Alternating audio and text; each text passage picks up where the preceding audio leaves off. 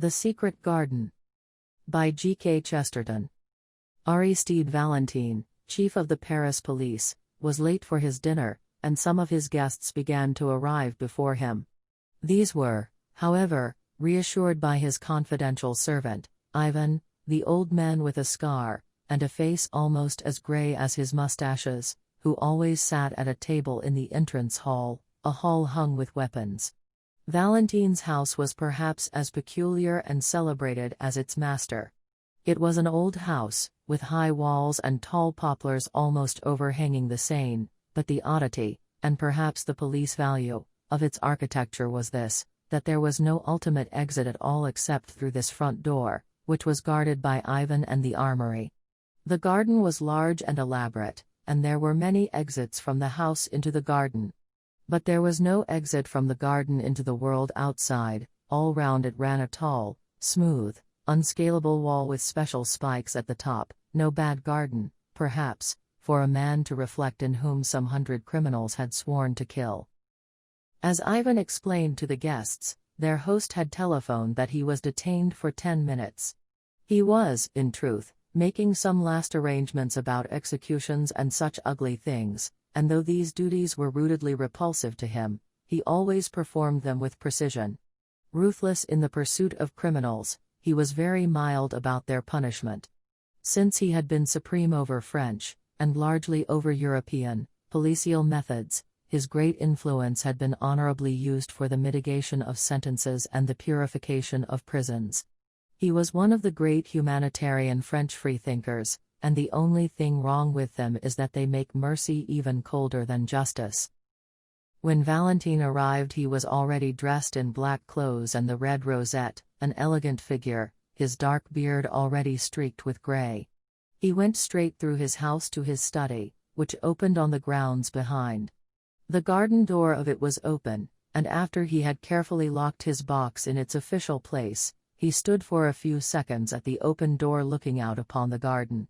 A sharp moon was fighting with the flying rags and tatters of a storm, and Valentine regarded it with a wistfulness unusual in such scientific natures as his. Perhaps such scientific natures have some psychic prevision of the most tremendous problem of their lives. From any such occult mood, at least, he quickly recovered, for he knew he was late, and that his guests had already begun to arrive. A glance at his drawing-room when he entered it was enough to make certain that his principal guest was not there, at any rate. He saw all the other pillars of the little party. He saw Lord Galloway, the English ambassador, a choleric old man with a russet face like an apple, wearing the blue ribbon of the Garter. He saw Lady Galloway, slim and thread-like, with silver hair and a face sensitive and superior. He saw her daughter, Lady Margaret Graham, a pale and pretty girl with an elfish face and copper-colored hair. He saw the Duchess of Mont Saint-Michel, black-eyed and opulent, and with her 2 daughters, black-eyed and opulent also. He saw Dr. Simon, a typical French scientist, with glasses, a pointed brown beard, and a forehead barred with those parallel wrinkles which are the penalty of superciliousness, since they come through constantly elevating the eyebrows. He saw Father Brown, of Cobhole, in Essex, whom he had recently met in England. He saw, perhaps with more interest than any of these, a tall man in uniform, who had bowed to the Galloways without receiving any very hearty acknowledgement, and who now advanced alone to pay his respects to his host. This was Commandant O'Brien, of the French Foreign Legion. He was a slim yet somewhat swaggering figure, clean-shaven, dark-haired, and blue-eyed, and, as seemed natural in an officer of that famous regiment of victorious failures and successful suicides, he had an air at once dashing and melancholy. He was by birth an Irish gentleman, and in boyhood had known the Galloways, especially Margaret Graham. He had left his country after some crash of debts, and now expressed his complete freedom from British etiquette by swinging about in uniform, sabre and spurs. When he bowed to the ambassador's family, Lord and Lady Galloway bent stiffly, and Lady Margaret looked away. But for whatever old causes such people might be interested in each other, their distinguished host was not specially interested in them. No one of them at least was in his eyes the guest of the evening. Valentine was expecting, for special reasons, a man of worldwide fame, whose friendship he had secured during some of his great detective tours and triumphs in the United States. He was expecting Julius K. Brain, that multimillionaire whose colossal and even crushing endowments of small religions have occasioned so much easy sport and easier solemnity for the American and English papers. Nobody could quite make out whether Mr. Brain was an atheist or a Mormon or a Christian Scientist, but he was ready to pour money into any intellectual vessel, so long as it was an untried vessel. One of his hobbies was to wait for the American Shakespeare, a hobby more patient than angling. He admired Walt Whitman, but thought that Luke P. Tanner, of Paris, Pennsylvania, was more progressive than Whitman any day. He liked anything that he thought progressive. He thought Valentine progressive, thereby doing him a grave injustice. The solid appearance of Julius K. Brain in the room was as decisive as a dinner bell. He had this great quality, which very few of us can claim, that his presence was as big as his absence. He was a huge fellow, as fat as he was tall, clad in complete evening black, without so much relief as a watch chain or a ring. His hair was white and well brushed back like a German's, his face was red, fierce and cherubic, with one dark tuft under the lower lip that threw up that otherwise infantile visage with an effect theatrical and even Mephistophelian. Not long, however, did that salon merely stare at the celebrated American. His lateness had already become a domestic problem, and he was sent with all speed into the dining room with Lady Galloway on his arm. Except on one point the Galloways were genial and casual enough. So long as Lady Margaret did not take the arm of that adventurer O'Brien, her father was quite satisfied, and she had not done so, she had decorously gone in with Dr. Simon. Nevertheless, old Lord Galloway was restless and almost rude. He was diplomatic enough during dinner, but when, over the cigars, three of the younger men, Simon the doctor, Brown the priest, and the detrimental O'Brien, the exile in a foreign uniform, all melted away to mix with the ladies or smoke in the conservatory, then the English diplomatist grew very undiplomatic indeed. He was stung every 60 seconds with the thought that the scamp O'Brien might be signaling to Margaret somehow, he did not attempt to imagine how.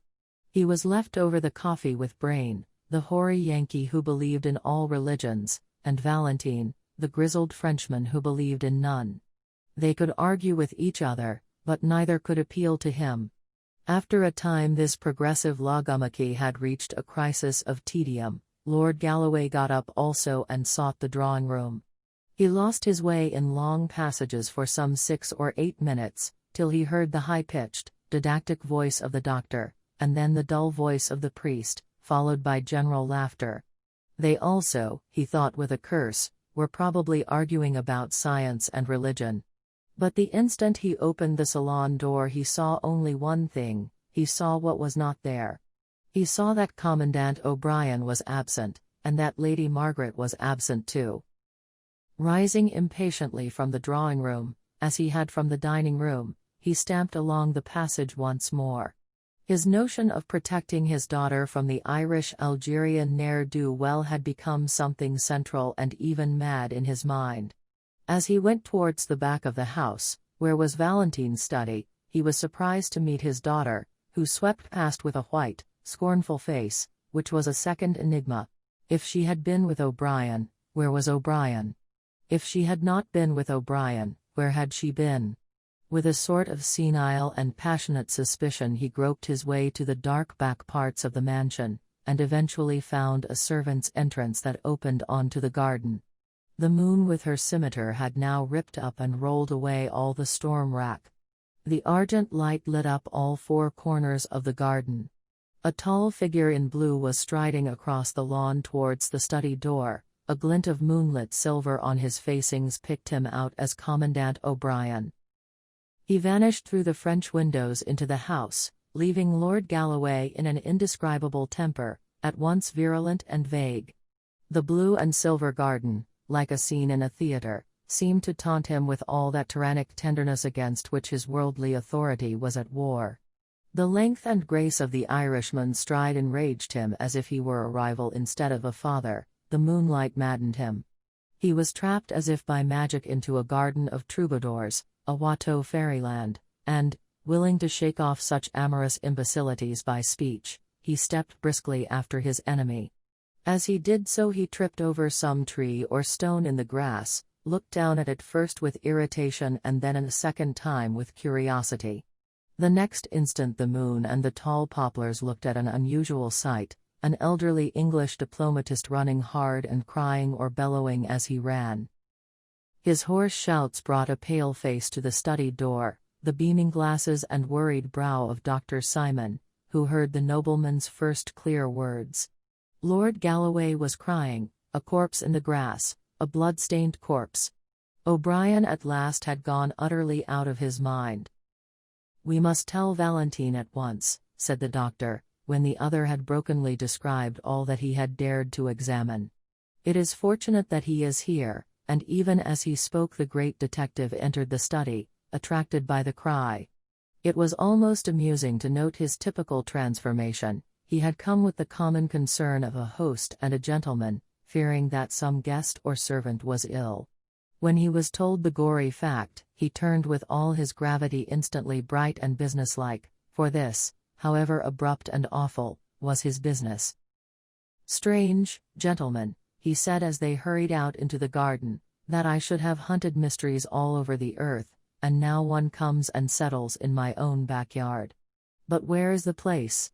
They crossed the lawn less easily, as a slight mist had begun to rise from the river, but under the guidance of the shaken Galloway they found the body sunken in deep grass, the body of a very tall and broad-shouldered man.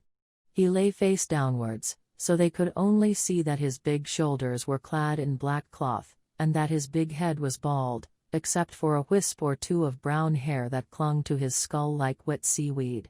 A scarlet serpent of blood crawled from under his fallen face. "At least," said Simon, with a deep and singular intonation, "he is none of our party." "Examine him, doctor," cried Valentine rather sharply. "He may not be dead." The doctor bent down. "He is not quite cold, but I am afraid he is dead enough," he answered. "Just help me to lift him up." They lifted him carefully an inch from the ground, and all doubts as to his being really dead were settled at once and frightfully. The head fell away. It had been entirely sundered from the body. Whoever had cut his throat had managed to sever the neck as well. Even Valentine was slightly shocked. "He must have been as strong as a gorilla," he muttered. Not without a shiver, though he was used to anatomical abortions, Dr. Simon lifted the head. It was slightly slashed about the neck and jaw, but the face was substantially unhurt. It was a ponderous, yellow face, at once sunken and swollen, with a hawk-like nose and heavy lids, a face of a wicked Roman emperor, with, perhaps, a distant touch of a Chinese emperor. All present seemed to look at it with the coldest eye of ignorance.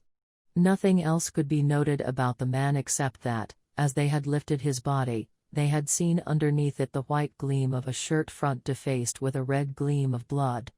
As Dr. Simon said, the man had never been of their party. But he might very well have been trying to join it, for he had come dressed for such an occasion. Valentine went down on his hands and knees and examined with his closest professional attention the grass and ground for some 20 yards round the body, in which he was assisted less skillfully by the doctor, and quite vaguely by the English lord. Nothing rewarded their grovellings except a few twigs, snapped or chopped into very small lengths, which Valentine lifted for an instant's examination and then tossed away. "Twigs," he said gravely, "twigs, and a total stranger with his head cut off, that is all there is on this lawn."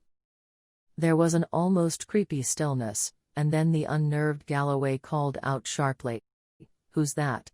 Who's that over there by the garden wall?" A small figure with a foolishly large head drew waveringly near them in the moonlit haze, looked for an instant like a goblin, but turned out to be the harmless little priest whom they had left in the drawing-room. "I say," he said meekly, "there are no gates to this garden, do you know?" Valentine's black brows had come together somewhat crossly, as they did on principle at the sight of the cassock. But he was far too just a man to deny the relevance of the remark. "You are right," he said. "Before we find out how he came to be killed, we may have to find out how he came to be here. Now listen to me, gentlemen. If it can be done without prejudice to my position and duty, we shall all agree that certain distinguished names might well be kept out of this. There are ladies, gentlemen, and there is a foreign ambassador. If we must mark it down as a crime, then it must be followed up as a crime. But till then I can use my own discretion. I am the head of the police, I am so public that I can afford to be private. Please heaven, I will clear every one of my own guests before I call in my men to look for anybody else.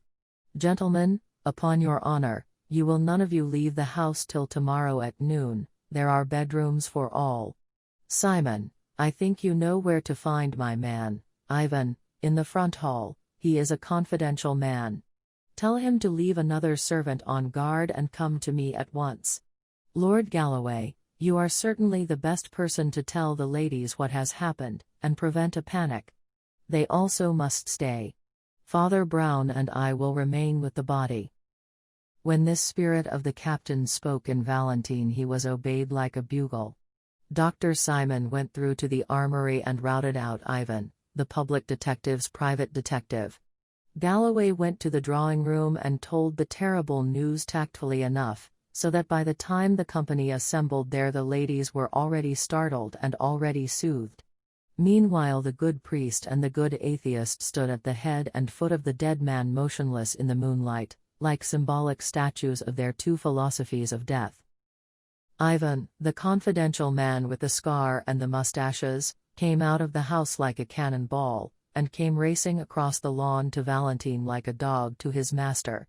His livid face was quite lively with the glow of this domestic detective story, and it was with almost unpleasant eagerness that he asked his master's permission to examine the remains.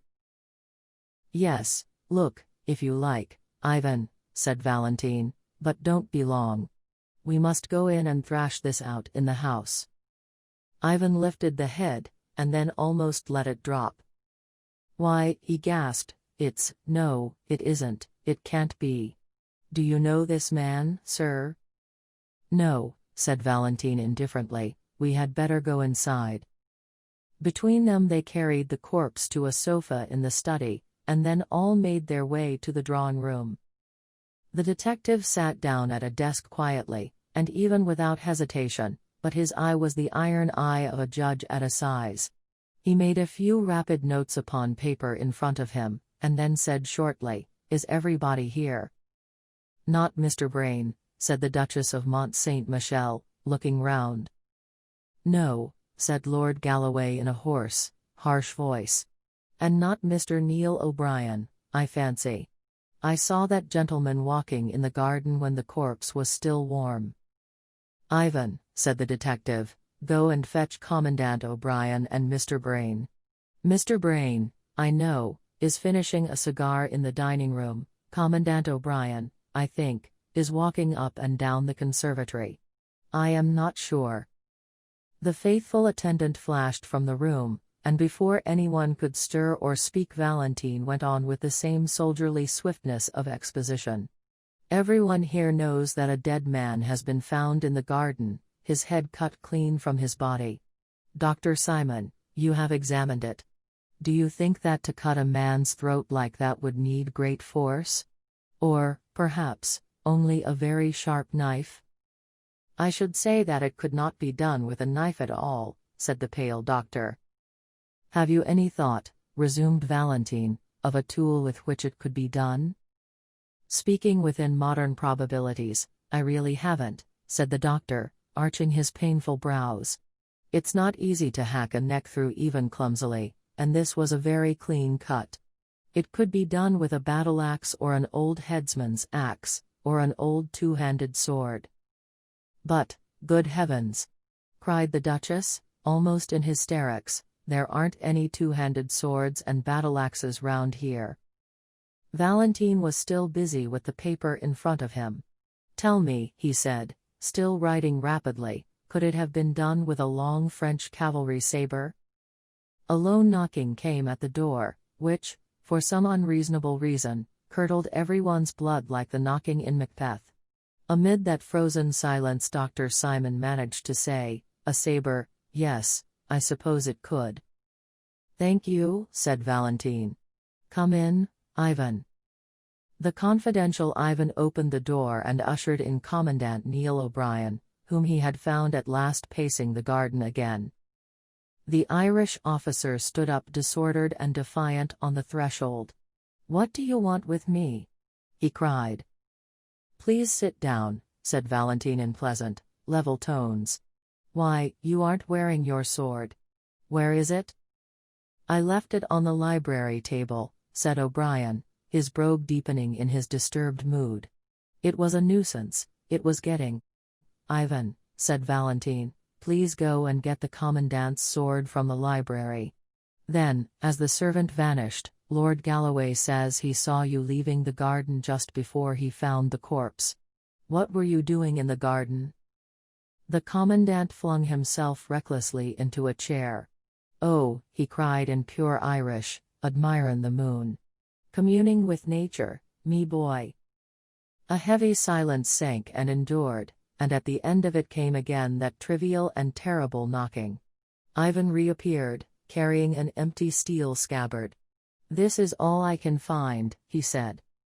"Put it on the table," said Valentine, without looking up. There was an inhuman silence in the room, like that sea of inhuman silence round the dock of the condemned murderer. The Duchess's weak exclamations had long ago died away. Lord Galloway's swollen hatred was satisfied and even sobered. The voice that came was quite unexpected. "I think I can tell you," cried Lady Margaret, in that clear, quivering voice with which a courageous woman speaks publicly. "I can tell you what Mr. O'Brien was doing in the garden, since he is bound to silence. He was asking me to marry him. I refused. I said in my family circumstances I could give him nothing but my respect. He was a little angry at that. He did not seem to think much of my respect. I wonder," she added, with rather a wan smile, "if he will care at all for it now. For I offer it him now. I will swear anywhere that he never did a thing like this." Lord Galloway had edged up to his daughter, and was intimidating her in what he imagined to be an undertone. "Hold your tongue, Maggie," he said in a thunderous whisper. "Why should you shield the fellow? Where's his sword? Where's his confounded cavalry?" He stopped because of the singular stare with which his daughter was regarding him, a look that was indeed a lurid magnet for the whole group. "You old fool," she said in a low voice without pretense of piety, "what do you suppose you are trying to prove? I tell you this man was innocent while with me.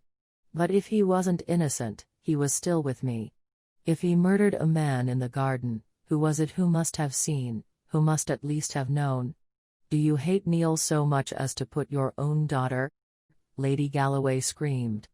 Everyone else sat tingling at the touch of those satanic tragedies that have been between lovers before now.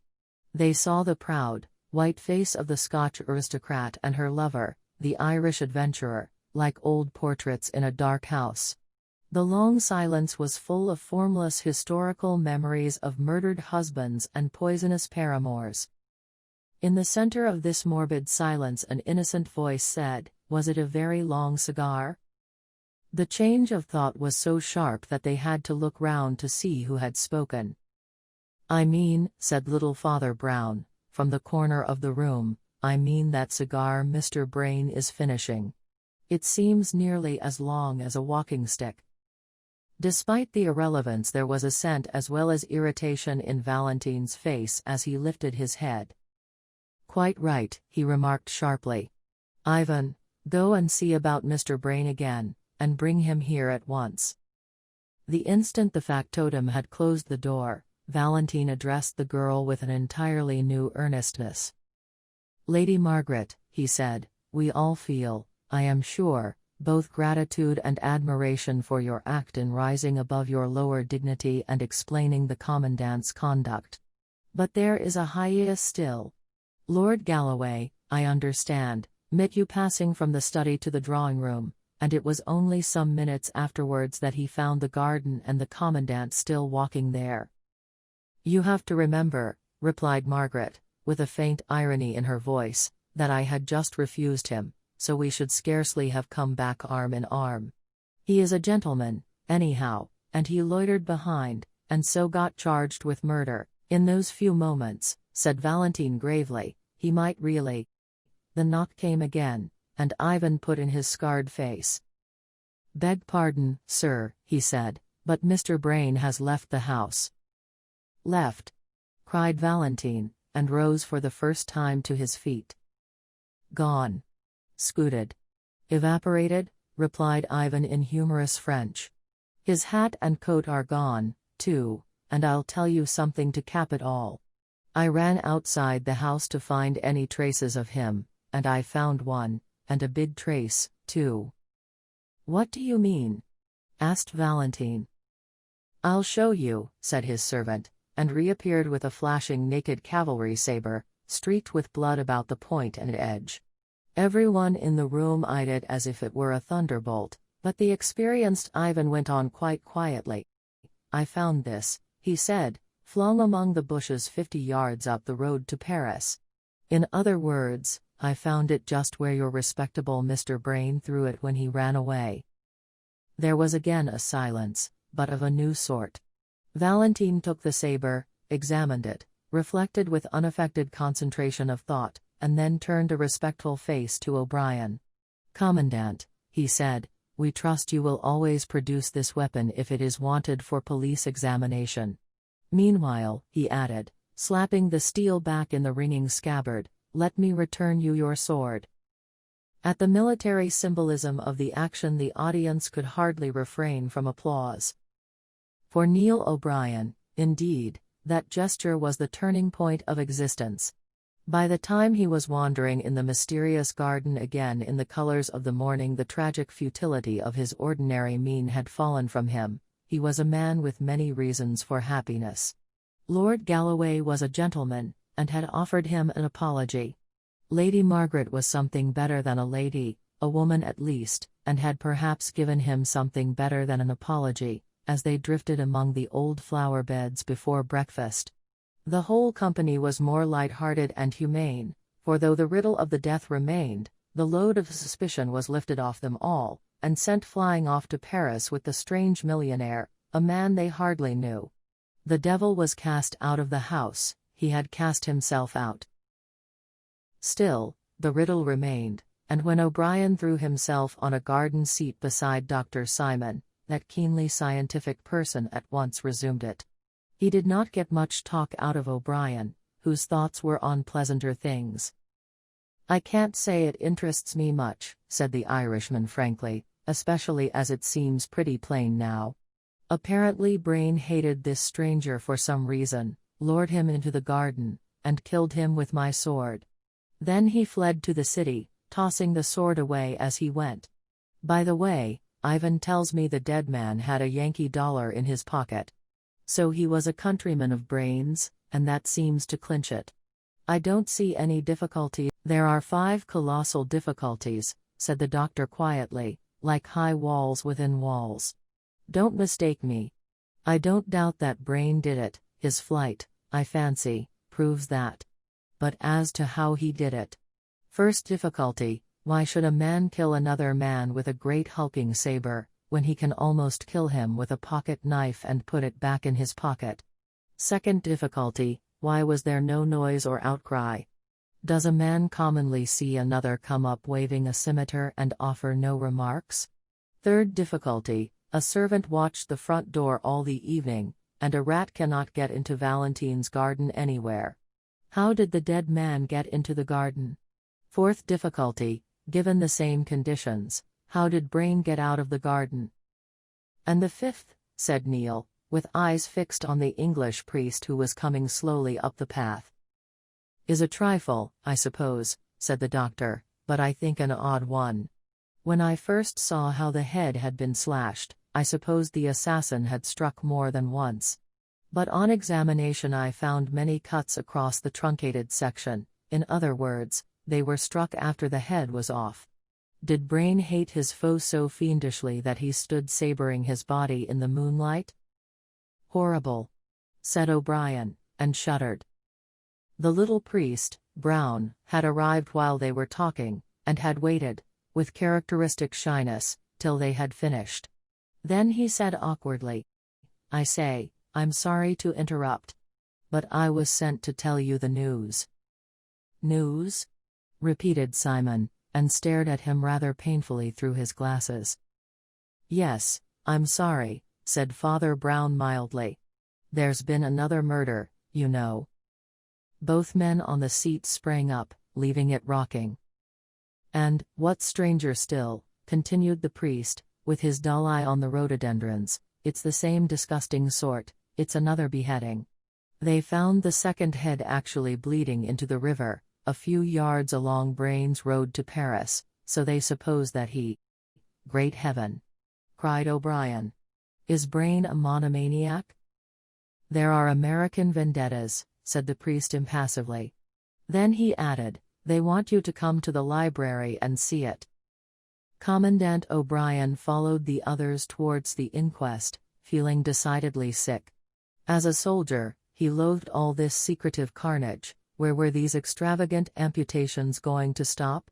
First one head was hacked off, and then another. In this case, he told himself bitterly, it was not true that two heads were better than one. As he crossed the study he almost staggered at a shocking coincidence. Upon Valentine's table lay the colored picture of yet a third bleeding head, and it was the head of Valentine himself. A second glance showed him it was only a nationalist paper, called The Guillotine, which every week showed one of its political opponents with rolling eyes and writhing features just after execution, for Valentine was an anti-clerical of some note, but O'Brien was an Irishman, with a kind of chastity even in his sins, and his gorge rose against that great brutality of the intellect which belongs only to France. He felt Paris as a whole, from the grotesques on the Gothic churches to the gross caricatures in the newspapers. He remembered the gigantic jests of the Revolution. He saw the whole city as one ugly energy, from the sanguinary sketch lying on Valentine's table up to where, above a mountain and forest of gargoyles, the great devil grins on Notre Dame. The library was long, low, and dark. What light entered it shot from under low blinds and had still some of the ruddy tinge of morning. Valentine and his servant Ivan were waiting for them at the upper end of a long, slightly sloping desk, on which lay the mortal remains, looking enormous in the twilight. The big black figure and yellow face of the man found in the garden confronted them essentially unchanged. The second head, which had been fished from among the river reeds that morning, lay streaming and dripping beside it. Valentine's men were still seeking to recover the rest of this second corpse, which was supposed to be afloat. Father Brown, who did not seem to share O'Brien's sensibilities in the least, went up to the second head and examined it with his blinking care. It was little more than a mop of wet white hair, fringed with silver fire in the red and level morning light. The face, which seemed of an ugly, empurpled and perhaps criminal type, had been much battered against trees or stones as it tossed in the water. "Good morning, Commandant O'Brien," said Valentine, with quiet cordiality. "You have heard of Brain's last experiment in butchery, I suppose?" Father Brown was still bending over the head with white hair, and he said, without looking up, "I suppose it is quite certain that Brain cut off this head, too." "Well, it seems common sense," said Valentine, with his hands in his pockets. "Killed in the same way as the other. Found within a few yards of the other. And sliced by the same weapon which we know he carried away." Yes, I know," replied Father Brown submissively. "Yet, you know, I doubt whether Brain could have cut off this head." "Why not?" inquired Dr. Simon, with a rational stare. "Well, doctor," said the priest, looking up blinking, "can a man cut off his own head? I don't know." O'Brien felt an insane universe crashing about his ears, but the doctor sprang forward with impetuous practicality and pushed back the wet white hair.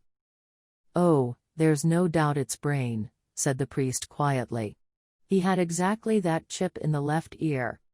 The detective, who had been regarding the priest with steady and glittering eyes, opened his clenched mouth and said sharply, "You seem to know a lot about him, Father Brown." "I do," said the little man simply. "I've been about with him for some weeks. He was thinking of joining our church." The star of the fanatic sprang into Valentine's eyes. He strode towards the priest with clenched hands. "And, perhaps," he cried, with a blasting sneer, "perhaps he was also thinking of leaving all his money to your church." "Perhaps he was," said Brown stolidly. "It is possible." "In that case," cried Valentine, with a dreadful smile, "you may indeed know a great deal about him. About his life and about his—" Commandant O'Brien laid a hand on Valentine's arm.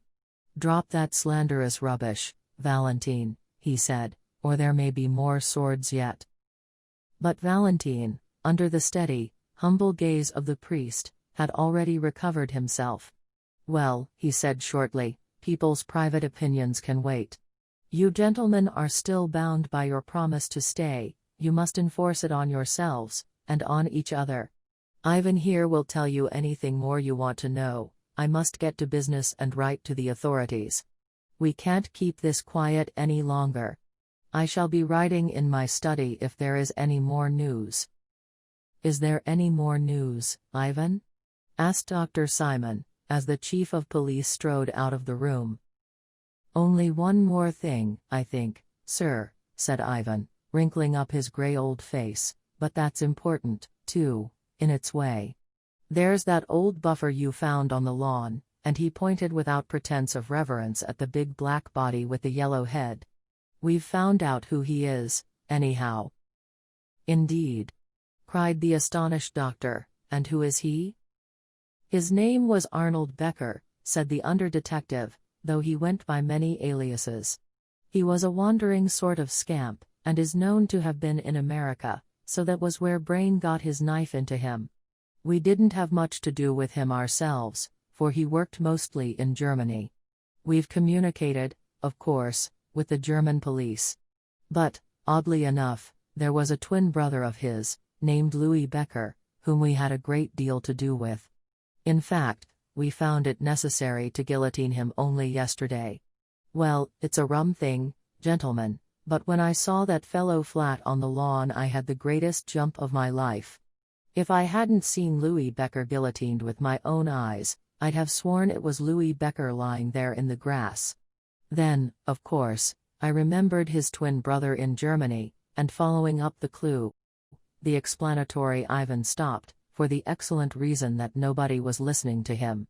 The commandant and the doctor were both staring at Father Brown, who had sprung stiffly to his feet, and was holding his temples tight like a man in sudden and violent pain. "Stop, stop, stop," he cried, "stop talking a minute, for I see half. Will God give me strength? Will my brain make the one jump and see all? Heaven help me. I used to be fairly good at thinking. I could paraphrase any page in Aquinas once. Will my head split, or will it see? I see half, I only see half." He buried his head in his hands, and stood in a sort of rigid torture of thought or prayer, while the other three could only go on staring at this last prodigy of their wild 12 hours. When Father Brown's hands fell they showed a face quite fresh and serious, like a child's. He heaved a huge sigh, and said, "Let us get this said and done with as quickly as possible. Look here, this will be the quickest way to convince you all of the truth." He turned to the doctor. "Dr. Simon," he said, "you have a strong headpiece, and I heard you this morning asking the 5 hardest questions about this business. Well, if you will ask them again, I will answer them." Simon's pince-nez dropped from his nose in his doubt and wonder, but he answered at once. "Well, the first question, you know, is why a man should kill another with a clumsy saber at all when a man can kill with a bodkin?" "A man cannot behead with a bodkin," said Brown calmly, "and for this murder beheading was absolutely necessary." "Why?" asked O'Brien, with interest. And the next question? Asked Father Brown. Well, why didn't the man cry out or anything? Asked the doctor. Sabers in gardens are certainly unusual. Twigs, said the priest gloomily, and turned to the window which looked on the scene of death. No one saw the point of the twigs. Why should they lie on that lawn? Look at it, so far from any tree. They were not snapped off, they were chopped off. The murderer occupied his enemy with some tricks with the saber, showing how he could cut a branch in midair, or what not. Then, while his enemy bent down to see the result, a silent slash, and the head fell. Well, said the doctor slowly, that seems plausible enough. But my next two questions will stump anyone. The priest still stood looking critically out of the window and waited. You know how all the garden was sealed up like an airtight chamber, went on the doctor. Well, how did the strange man get into the garden? Without turning round, the little priest answered, there never was any strange man in the garden. There was a silence, and then a sudden cackle of almost childish laughter relieved the strain. The absurdity of Brown's remark moved Ivan to open taunts. Oh! He cried, then we didn't lug a great fat corpse onto a sofa last night. He hadn't got into the garden, I suppose? Got into the garden? Repeated Brown reflectively. No, not entirely. Hang it all, cried Simon, a man gets into a garden, or he doesn't. Not necessarily, said the priest, with a faint smile. What is the next question, doctor? I fancy you're ill, exclaimed Dr. Simon sharply, but I'll ask the next question if you like. How did Brain get out of the garden? He didn't get out of the garden, said the priest, still looking out of the window. Didn't get out of the garden? Exploded Simon. Not completely, said Father Brown. Simon shook his fists in a frenzy of French logic. A man gets out of a garden, or he doesn't, he cried. Not always, said Father Brown. Dr. Simon sprang to his feet impatiently. I have no time to spare on such senseless talk, he cried angrily. If you can't understand a man being on one side of a wall or the other, I won't trouble you further. Doctor, said the cleric very gently, we have always got on very pleasantly together. If only for the sake of old friendship, stop and tell me your fifth question. The impatient Simon sank into a chair by the door and said briefly, the head and shoulders were cut about in a queer way. It seemed to be done after death. Yes, said the motionless priest, it was done so as to make you assume exactly the one simple falsehood that you did assume. It was done to make you take for granted that the head belonged to the body. The borderland of the brain, where all the monsters are made, moved horribly in the Gaelic O'Brien. He felt the chaotic presence of all the horsemen and fish women that man's unnatural fancy has begotten. A voice older than his first father's seemed saying in his ear, keep out of the monstrous garden where grows the tree with double fruit. Avoid the evil garden where died the man with two heads.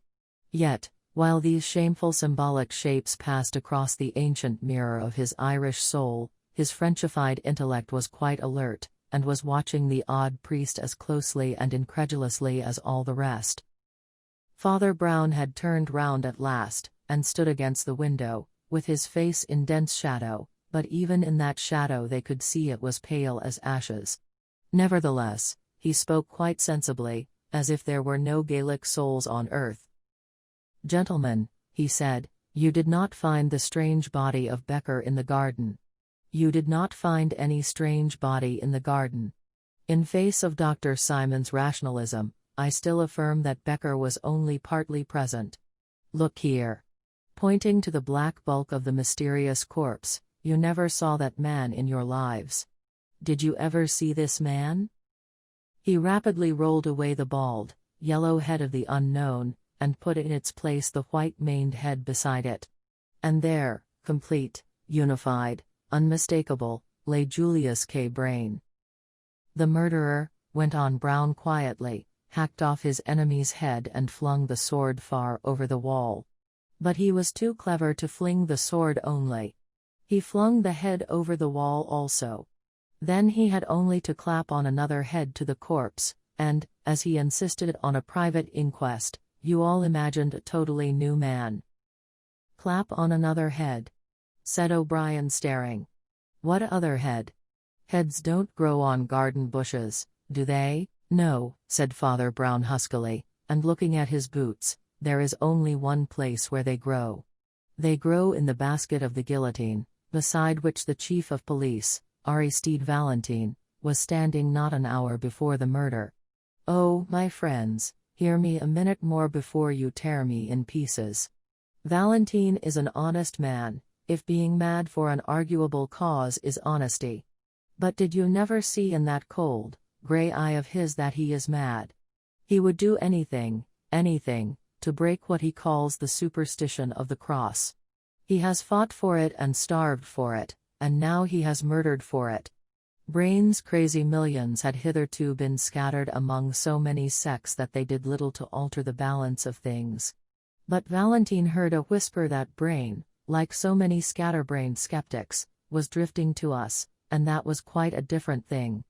Brain would pour supplies into the impoverished and pugnacious Church of France. He would support 6 nationalist newspapers like the Guillotine. The battle was already balanced on a point, and the fanatic took flame at the risk. He resolved to destroy the millionaire, and he did it as one would expect the greatest of detectives to commit his only crime. He abstracted the severed head of Becker on some criminological excuse, and took it home in his official box. He had that last argument with Brain, that Lord Galloway did not hear the end of, that failing, he led him out into the sealed garden, talked about swordsmanship, used twigs and a saber for illustration, and Ivan of the Scar sprang up. "You lunatic," he yelled, "you'll go to my master now, if I take you by—" "Why, I was going there," said Brown heavily, "I must ask him to confess, and all that." Driving the unhappy Brown before them like a hostage or sacrifice, they rushed together into the sudden stillness of Valentine's study. The great detective sat at his desk apparently too occupied to hear their turbulent entrance. They paused a moment, and then something in the look of that upright and elegant back made the doctor run forward suddenly. A touch and a glance showed him that there was a small box of pills at Valentine's elbow, and that Valentine was dead in his chair, and on the blind face of the suicide was more than the pride of Cato.